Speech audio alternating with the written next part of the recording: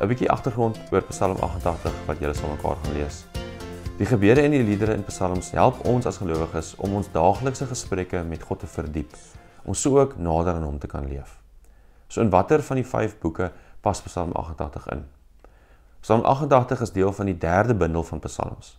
En hierdie 3de bundel word gesien as die swaarste, donkerste deel van die Psalmboek, omdat dit gaan oor die verlies, die vernietiging, die trauma wat die skrywer saam met die res van die volk beleef, wanneer Jerusalem val en die volk in ballingskap as slawe weggeneem word.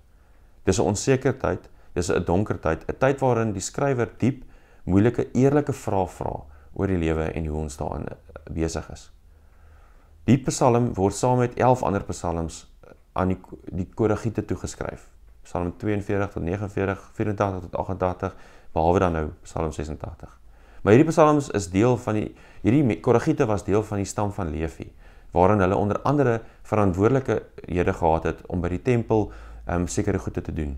Hulle was deurwagte by die heiligdom, waarin God nou teenwoordig was saam met sy volk. Ander was soldate in Dawid se leer, ander was musikante wat in die tempel musiek gemaak het. So hulle was met ander woorde, hulle het iets verstaan en beleef van hoe dit is om in God se teenwoordigheid te wees. Daarom die diepe vrae in donker tye waaraan aan God gerig word. Psalm 88 is 'n egte en eerlike striweling met die onverklaarbare gebeurtenisse in die lewe. Dis vrae wat nie maklike of vinnige antwoorde het nie, moontlik ook geen antwoorde ooit sal hê nie.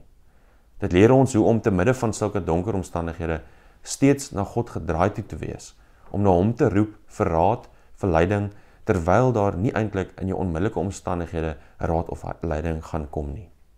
Die Psalm is eintlik maar 'n reality check vir ons vir vandag in 2024.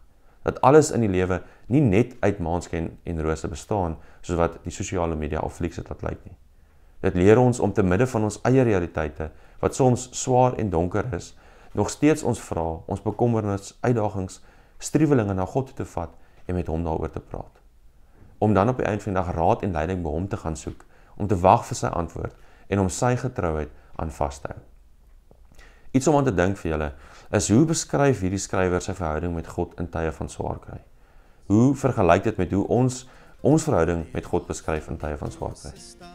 Hoe kan jy eerlik en oop wees met God oor jou belewenis van swaar kry in die lewe? Watter rol dink jy speel gebed in swaar kry? Ek wil julle uitnooi om julle leefboek te vat, gaan lees Psalm 88 saam en praat oor die vrae, bespreek dit oor hoe dat ons kan ontdek hoe God te midde van swaar kry steeds deel van ons lewe is.